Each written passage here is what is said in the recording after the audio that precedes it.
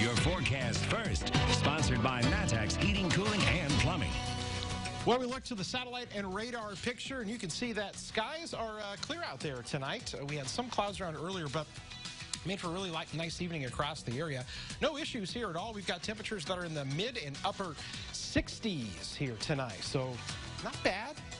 As we head into tomorrow morning, we're actually going to be down into the 50s to begin the day, and that is on the first day of summer that is coming up tomorrow. We are going to warm things back up to the 70s by 10 a.m., but we've got rain and thunderstorms that will be impacting your Friday. We'll time out the two different rounds we could see coming up. WCIA 3 News starts right now. Now from WCIA 3 News. This is the first time in your lifetime of dealing with it to this extent. Mother Nature's been cruel to farmers this year, what some are now turning to in hopes of salvaging the season. Plus, more testimony from Brent Christensen's ex-girlfriend today in court, what she did to keep him talking about Yin Yin Zhang.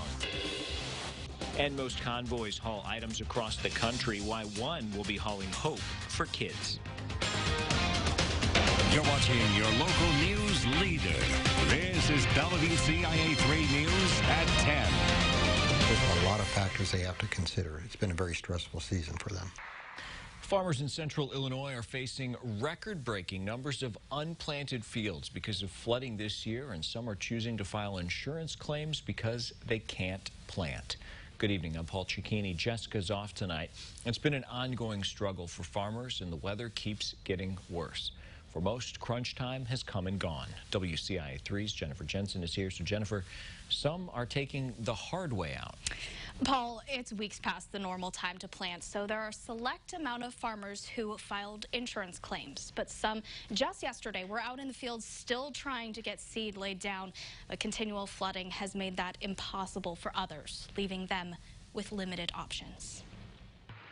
A rough planting season is an understatement for Illinois farmers. We still have a lot of fields that are not planted, and those that are planted are underwater. Heavy, prolonged rain delayed planting. Many farmers chose to risk it and plant anyway. Others filed prevent plant insurance claims. I've talked to countless farmers that have a lot of experience, been around a long time. This is the first time in their lifetime of dealing with it to this extent. Doug Yoder is the crop agency manager at Country Farm Financial. He's been helping farmers through this process. We're looking at potentially record-setting numbers of prevented planting claims, record number of acres not being able to be planted.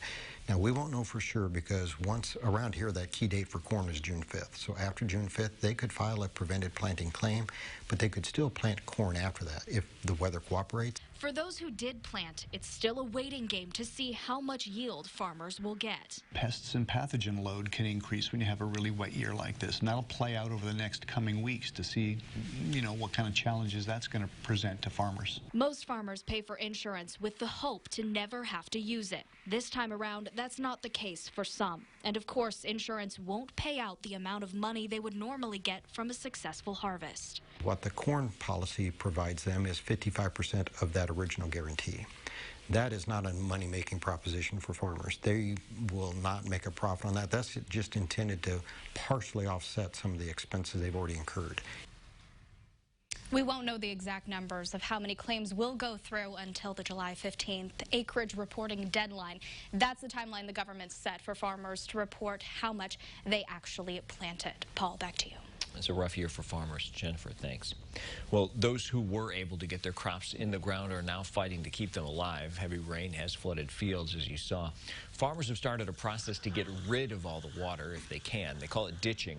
They use their shovels to dig a path for the water to flow out. Farmers say if they don't get the water removed, it could cause some major problems. There's a lot of factors when you start having crop underwater. Does it still have the same nutrient load that the rest of the field does, or are you going to have to treat that separate if you can get it to survive? If it does die, you got to go back in and replant it. Once the water starts draining, it could take anywhere from 12 hours to a full day to see results. We have new details on a man accused of bombing a mosque in Minnesota and for trying to bomb the women's health practice in Champaign. Prosecutors say Michael Harry tried escaping from jail while being transported earlier this year. Now, they didn't say how he tried to do it, but did say Harry was later moved to another jail and put in solitary confinement after trying to disable a security device in his cell. Brent Christensen's ex-girlfriend was on the stand all day testifying as a witness for federal prosecutors. Today, Tara Bullis told the jury how she secretly recorded her then-boyfriend for the FBI. Christensen is charged with kidnapping and killing U of I scholar Ying Zhang 2 years ago. His lawyers have said he did it. Today was the 7th day of his trial. WCIA 3's Aaron Eads has more from Peoria. Quote, "I'm still kind of paranoid they're listening to me." That's what Brent Christensen said to his girlfriend Tara Bullis while she was recording him. She says the night of the walk for Zhang, she met Christensen on the steps of the Krannert Center. To save the recording device's battery life, she went to the bathroom a few times to turn it on and off. At one point in the bathroom, Bullis says she emailed the FBI, then deleted the emails. And as it would happen, she testified Christensen went through her phone when she came back out.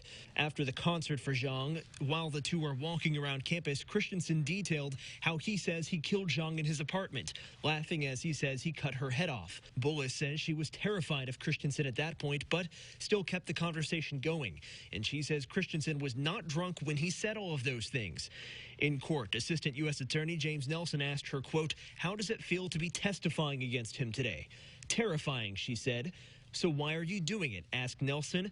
And Bullis said, "Because it's necessary." During cross-examination, defense attorney Robert Tucker had Bullis point out she was the one who introduced Christensen to BDSM and the social media site FetLife.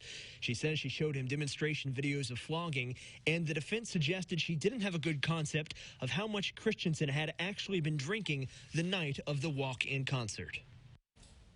That was Aaron Eads reporting. After 7 days of federal prosecutors making their case, the defense will make its case tomorrow. It's expected to take half a day, maybe more. We'll continue to keep you updated on the story with our WCIA 3 News app. We have much more detail of what's happening in court on our website. More than 20 families were forced to find a place to stay tonight after a fire gutted part of a motel. Happened late this afternoon at a Motel 6 in Mattoon. There's now an investigation into how that fire started. The firefighter collapsed from heat exhaustion and was taken to a hospital, but is expected to be okay. Every person inside made it out safely, but a family dog was killed. She was his autism emotional support dog, because when he was having a bad day, when he was upset, he went to his dog. Like, you know, he went to his dog and he loved on his dog, and I mean, she was what made him through a lot of things. The Red Cross is helping families tonight. No word yet on how long it will be until those families can stay at that motel again. And a man in Roberts is staying elsewhere after his house caught fire this morning. No one was home, but 2 cats haven't been found. Fire crews said the home is probably a total loss. It's a convoy for kids in need. How dozens of semis are helping make wishes come true. Plus, last year's tax law meant big changes, why it has some charities concerned. And the awards keep coming for the Illini, who were named Athletes of the Year.